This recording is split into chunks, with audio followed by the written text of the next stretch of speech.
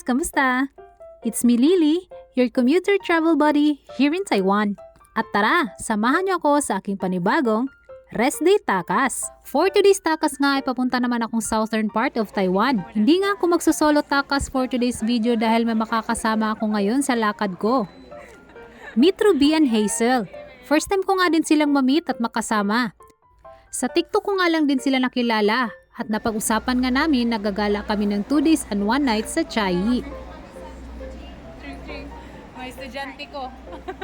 2 days and 1 night nga dahil medyo may kalayuan din tong pupuntahan namin mula dito sa Hsinchu City. Dahil mahabang biyahe to kaya nag-kway-kway train na nga kami to Chiayi Station. Mga 2 hours and 20 minutes nga ang biyahe namin papunta doon at 421 NT dollars ang pamasahe. Bandang alas 10 na nga ng umaga kami nakarating ng Chiayi Station. Kaya naghanap muna kami ng makainan bago puntahan ang una naming destinasyon sa unang araw namin dito sa Chiayi. Dahil parehas naming first time mag-DIY trip dito, hindi namin alam kung saan pwedeng makainan na malapit. Kaya dito na nga lang kami nag-snack sa Burger King para malapit lang din sa sakayan ng bus mamaya.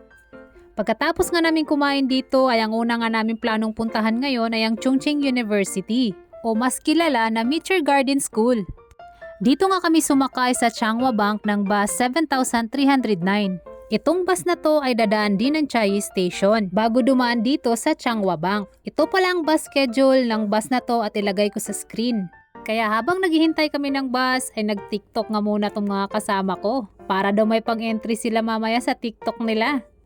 Mga 50 minutes din ang biyahe dito papunta ng Chongqing University. At 22 NTD ang pamasahe papunta doon. Dahil konti nga lang ang pasahero ay nagkulitan pa nga kami dito sa bus para hindi kami maboard. And after 50 minutes nga ay narating na namin ang Chongqing University. Oh, sige na, itur mo na. Kaya pagkadating namin dito ay hinanap na namin agad ang mga spot sa mga eksena sa Meteor Garden para makakuha kami ng picture. Nakakatuwa ang isipin dahil napanood ko nga lang to way back 2001 itong Taiwanese drama na Meteor Garden. O, aminin nyo, napanood at kinikilig din kayo dati nito.